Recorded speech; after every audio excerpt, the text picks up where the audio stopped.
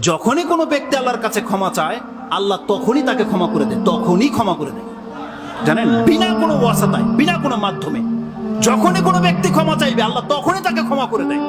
এর দুইটা এক্সাম্পল শুধু আমি আপনাকে দেব, বহু উদাহরণ রয়েছে। তার মধ্যে উত্তম উদাহরণ হচ্ছে আল্লাহ সুবহানাহু ওয়া তাআলা যেটা কোরআনে পেশ করেছেন।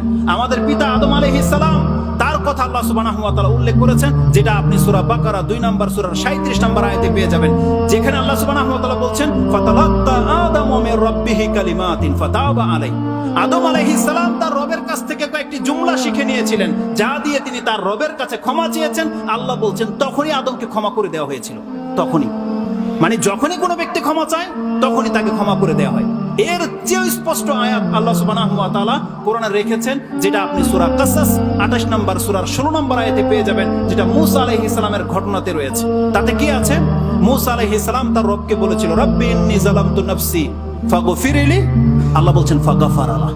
সেই আয়াত আল্লাহ সুবহানাহু ওয়া তাআলা বলেছেন, মূসা আলাইহিস সালাম যখন তার রবকে বলেছিল, আমি আমার নফসের উপরে জুলুম করে ফেলেছি, আল্লাহ তুমি আমাকে ক্ষমা করো, যেমনি বলেছেন ফাগফিরলি, আল্লাহ সুবহানাহু ওয়া তাআলা সামান্যতম বিলম্ব করেনি, তারপর পরে আয়াত নাযিল করে দিয়েছেন ফাগফারা লাহ। আল্লাহ বলছেন যেমনি মূসা বলেছে আল্লাহ আমাকে ক্ষমা করো, আল্লাহ বলছেন আমি তোকে ক্ষমা করে দিলাম।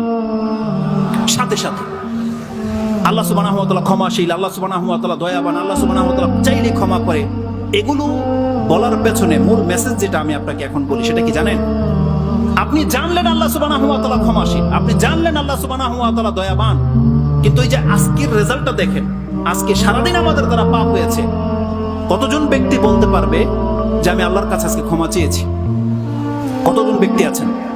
কতজন ব্যক্তি আছেন যাদের 40, 50, 60 বছর পার হয়ে গেছে, কিন্তু আপনি সত্যি সত্যি আল্লাহর কাছে ক্ষমা চেয়েছেন? এমন কতজন ব্যক্তি আছে? এটা হচ্ছে দেখার বিষয়। যদি আপনি আল্লাহ সুবহানাহু ওয়া তাআলার কাছে ক্ষমা না চান, তাহলে এটা শুধু একটা ইলম হয়ে থেকে যাবে, কিন্তু আপনার কোনো ফায়দা আসবে না। আপনি সব সময় শুধু জেনেই গেছেন আল্লাহ সুবহানাহু ওয়া তাআলা ক্ষমাশীল, আল্লাহ সুবহানাহু ওয়া তাআলা দয়াবান, কিন্তু আপনি আল্লাহর কাছ থেকে কোনোদিন চাননি। এটা আপনার জন্য সবচেয়ে বড় একটা বাধা, সবচেয়ে বড় একটা মরিচিকা, ধোঁকা। ইবনে জুদান একজন ব্যক্তি ছিল জাহিলিয়াতের যুগে। আয়েশা রাদিয়াল্লাহু তাআলা আনহা তার সম্পর্কে বলতেছেন, ইয়া রাসূলুল্লাহ, ইবনে জুদান কানা ফিল জাহিলিয়া। জাহিলিয়াতের যুগে ইবনে জুদান এমন এক ব্যক্তি, যেই ব্যক্তি আত্মীয়তার সম্পর্ক রক্ষা করত এবং মিসকিনকে খাদ্য দিত। ফাহাল যাকা নাফিউহু, এই ভালো কাজটা কি তার কোনো উপকারে আসবে না? রাসূলুল্লাহ বলছেন, লা, এই ভালো কাজ তার কোনো উপকারে আসবে না। কেন? রাসূলুল্লাহ বলছেন, ইন্নাহু লাম ইয়াকুল ইয়াওমান রাব্বি গফিরলি খাতিয়াতি ইয়াউমাদ্দিন।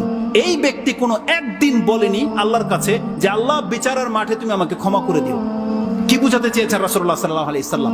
ইমাম মুসলিম এটাকে ঈমানের অধ্যায়ে এনেছেন, যে কোনো ব্যক্তি যত ভালো কাজ করুক না কেন, কিন্তু সে যদি আল্লাহ সুবহানাহু ওয়া তাআলার কাছে ক্ষমা না চায়, সে কোনোদিন আল্লাহর কাছে ক্ষমা পাবে না। ক্ষমা আপনাকে চাইতে হবে, কারণ যতগুলো আয়াত বলেছি, যতগুলো হাদিস বলেছি, প্রত্যেকটা হাদিসের মধ্যে, আয়াতের মধ্যে এই শব্দটা রয়েছে। যেমন চমৎকার একটা আয়াত আপনি নিয়ে নেন, যেটা সূরা তোহা 20 নম্বর সূরার 82 নম্বর আয়াতে আল্লাহ সুবহানাহু ওয়া তাআলা বলছেন, ওয়া ইন্নী লাগাফফারুন লিমান তাবা ওয়া আমানা ওয়া আমিলা সালিহান সুম্মা ইহতাদা। আল্লাহ সুবহানাহু ওয়া তাআলা বলেছেন, হ্যাঁ অবশ্যই আমি সেই ব্যক্তির জন্য ক্ষমাশীল। ওয়া ইন্নী লাগাফফারুন লিমান তাবা, আল্লাহ বলছেন অবশ্যই যেই ব্যক্তি আমার কাছে ফিরে আসবে, ক্ষমা চাইবে, ঈমান আনবে, ভালো কাজ করবে এবং হেদায়েতের উপরে থেকে যাবে, আমি এমন প্রত্যেক ব্যক্তির জন্য ক্ষমাশীল, প্রত্যেক ব্যক্তির জন্য। তো ক্ষমা চাইতে হবে আল্লাহর কাছে। আর যেই ব্যক্তি আল্লাহ সুবহানাহু ওয়া তাআলার কাছে ক্ষমা চায় না, সেই ব্যক্তি আল্লাহ সুবহানাহু ওয়া তাআলার কাছে কোনদিন ক্ষমা পাবে না। কোরআনের এমন একটা চমৎকার আয়াত রয়েছে, যে আয়াতটি আপনি সূরা মাইদা 5 নম্বর সূরার 74 নম্বর আয়াতে পেয়ে যাবেন। আল্লাহ বলছেন, আফালা ইয়াতুবুনা ইলাল্লাহি ওয়া ইস্তাগফিরুনা। তাদের হলোটা কি? তারা কি আল্লাহ সুবহানাহু ওয়া তাআলার কাছে ফিরে আসবে না? তারা কি আল্লাহ সুবহানাহু ওয়া তাআলার কাছে ক্ষমা চাইবে না? আল্লাহু গফুরুর রহিম, অথচ আল্লাহ সুবহানাহু ওয়া তাআলা হচ্ছেন ক্ষমাশীল এবং দয়াবান। এটাই বলেছেন আল্লাহ সুবহানাহু ওয়া তাআলা।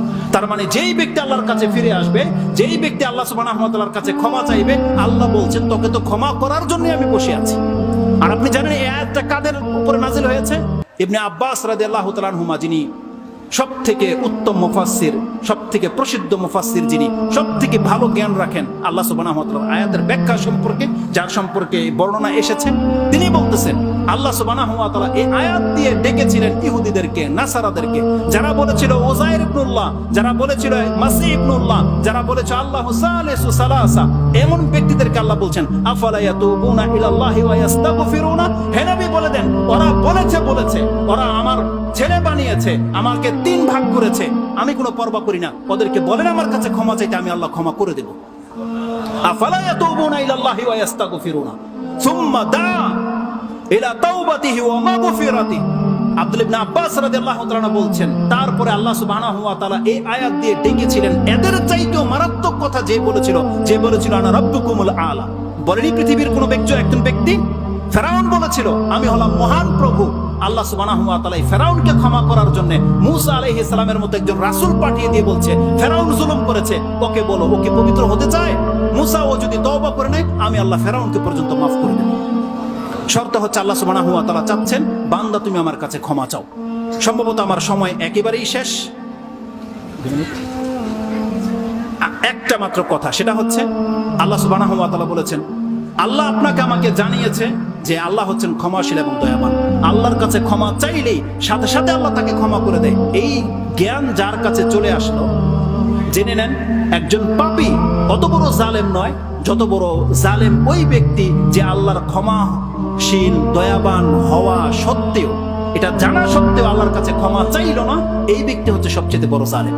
কোরআনে আল্লাহ সুবহানাহু ওয়া তাআলা সূরা হুজরাতে 11 নম্বর আয়াতে আল্লাহ সুবহানাহু ওয়া তাআলা বলেছেন ওমান লাম ইয়াতুব ফাউলাইকা হুমুজ জালিমুন, যেই ব্যক্তির আল্লাহর কাছে তওবা করে ফিরে আসে না, মূলত এই ব্যক্তি হচ্ছে জালেম। আল্লাহ সুবহানাহু ওয়া তাআলা যেমন ক্ষমাশীল দয়াবান, আল্লাহ তার রেজাল্টও বলে দিয়েছে বান্দা তুমি ক্ষমা চাইলে ক্ষমা পাবে, তোমার উপরে দয়া করা হবে, কিন্তু যেই ব্যক্তি ক্ষমা চাইবে না সেই ব্যক্তি হচ্ছে বড় জালেম। আমার ব্যর্থতা যে আল্লাহ সুবহানাহু ওয়া তাআলার দয়া এবং ক্ষমার মূল বিষয়টা আমি আপনার কাছে তুলে ধরতে পারিনি, তবে সর্বশেষ একটা হাদিস আমি বাংলায় বলে দিয়ে সেটা শেষ করে দেব। আপনি কি জানেন আল্লাহ সুবহানাহু ওয়া তাআলার দয়া এবং ক্ষমাটা কি? আপনি ক্ষমা চাইলেন আল্লাহ আপনাকে ক্ষমা করে দিল, দয়াটা কি জানেন? সেই হাদিসটি আপনি পেয়ে যাবেন, ইমাম মুসলিম তার কিতাবে কোট করেছেন। ইবনে ওমর রাদিয়াল্লাহু তাআলা আনহুকে কোন এক ব্যক্তি জিজ্ঞাসা করেছে আপনি কি নাজওয়া সম্পর্কে কিছু শুনেছেন রাসূলুল্লাহ সাল্লাল্লাহু আলাইহি ওয়াসাল্লাম থেকে? তিনি বলছেন হ্যাঁ শুনেছি। রাসূলুল্লাহ সাল্লাল্লাহু আলাইহি ওয়াসাল্লাম বলেছেন কিয়ামতের মাঠে এমন একটা সময় আসবে একজন মুমিন ব্যক্তিকে আল্লাহর নিকটে করে দেওয়া হবে, তারপরে তাকে কানাফা দিয়ে ঘিরে নেওয়া হবে, পর্দা করে নেওয়া হবে, যাতে করে তার পাপগুলোকে আল্লাহ স্বীকার করাতে পারে। আল্লাহর দয়া দেখেন, একজন বড় পাপীকে আল্লাহ পার্সোনাল ডেকে তাকে চাদর দিয়ে ঘিরে নেবে, সে হোক মহিলা সে হোক পুরুষ, তাকে আল্লাহ পার্সোনাল ডেকে নেবে যাতে তার পাপগুলো কেবল তাকেই দেখানো যেতে পারে, অন্য কোনো ব্যক্তি যেন না জানে যে আমি কত বড় পাপী। এটা আল্লাহর কত বড় দয়া। আল্লাহ ঢেকে নেবে, তারপর বলবে বান্দা এই পাপগুলো কি তুই করেছিলি? আমরা প্রত্যেকে সে পাপগুলো চিনতে পারবে এবং করবে।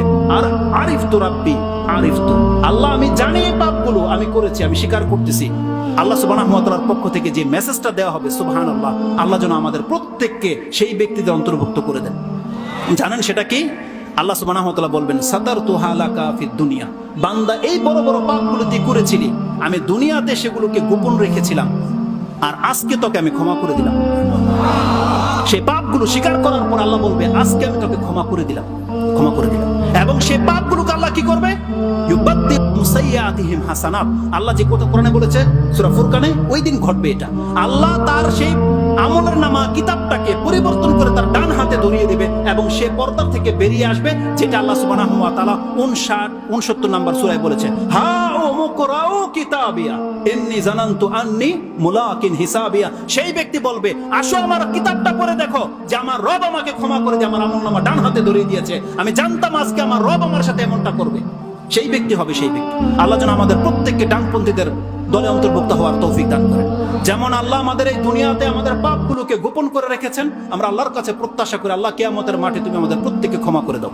ইয়া রাব্বাল আলামিন। সুবহানা রাব্বিকা রাব্বিল ইজ্জাতি আম্মা ইয়াসিফুন ওয়া সালামুন আলাল মুরসালিন ওয়া আলহামদুলিল্লাহি রাব্বিল আলামিন। আসসালামু আলাইকুম ওয়া রাহমাতুল্লাহি ওয়া বারাকাতুহু।